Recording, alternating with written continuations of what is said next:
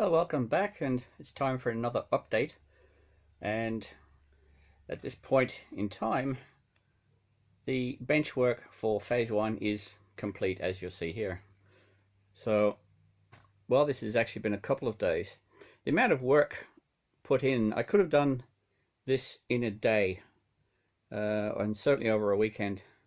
It's a pity about this pole keeps getting in the way, but it is actually holding the roof up, so I didn't remove the thing.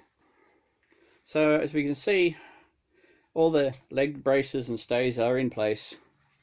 The valance here at the front, just to sort of dress up the edge, is in, just 3mm MDF around the side. Just makes the edge look a bit finished. The back seam is up. It's not particularly high because just here is the catch to the window, which I need to be able to get to. So I don't dare bring this up any higher and block my ability to open the window, because that will become important later in the development. So that corner there, where I made already one boo-boo, is I'd forgotten about that brick pillar. So that's where a scenic element is going to disguise. It's going to be a castle tower and a hill in that corner there. So that's going to cover up that part, and where the back seam doesn't join.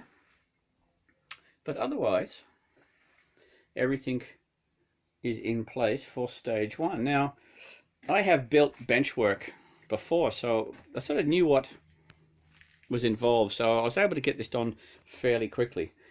Again, it is, although it's L girder, it's fairly straightforward, fairly basic. It's sturdy enough that, it's stable enough. I'm shaking it there and it's not rocking and rolling. I'm not going to be walking on it.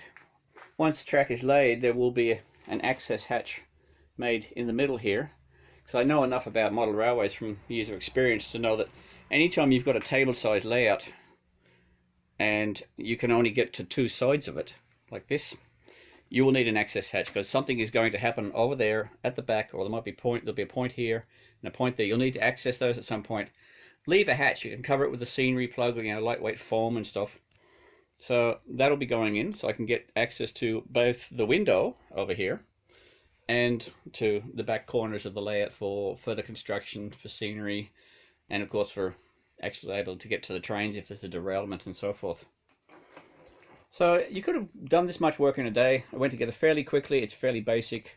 It is lightweight. I can lift this entire section on my own, which is important, because I had to be able to pick it up and move it away from the wall to get the back seams on.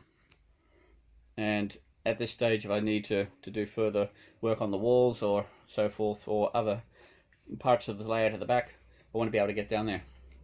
So there we go, that's it.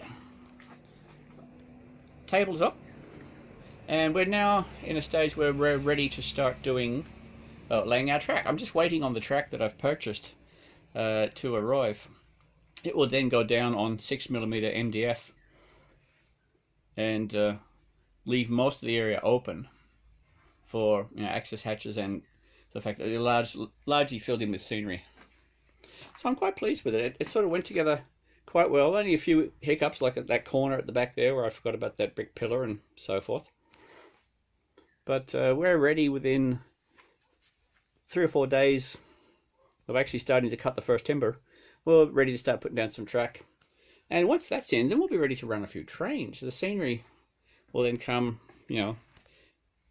piecemeal. This has probably been more of an indulgence than I usually get, in that I've got space for a permanent layout, so I've got permanent bench work. Usually I've had portable layouts, indoor layouts, like that you had to put down on a table or something. So this is a bit of an indulgence for me, but I'm quite happy with how it's turned out. Looking at lined against the back wall there, it looks like the layout's not level or square, but it's actually the brickwork in the walls is not having that. It too is not level or square. It's not a very well built house in general, this place. So the next thing is, once our track arrives, we'll be able to get it assembled, the sub-road bed cut, and then on to the next thing, which I'm quite looking forward to. So I'm very pleased with the progress. Outlay so far, like I said, I've been a bit more indulgent than my usual frugal attempts at layout building. And I must say a big thank you and a big hello to the guys at another YouTube channel, Budget Model Railways. If you get a chance, check out their channel. It's a father and son team, Mike and Douglas. They did brilliant work on building layouts, small layouts, but very cost effective, very cheaply and quickly, and they're a lot of fun. And I've already targeted about a half dozen of their techniques that I'm going to ruthlessly steal and use on this layout to try and keep costs down, because I don't want to get too extravagant. I haven't bought even that many trains to run yet, so, and things are kind of expensive. Hobbies are expensive in Australia. We pay a lot for supplies and things, so I'm trying not to blow the budget here. But when we tune in, we'll be looking at some rolling stock and then some track land. So I'll see you then, and thanks for watching.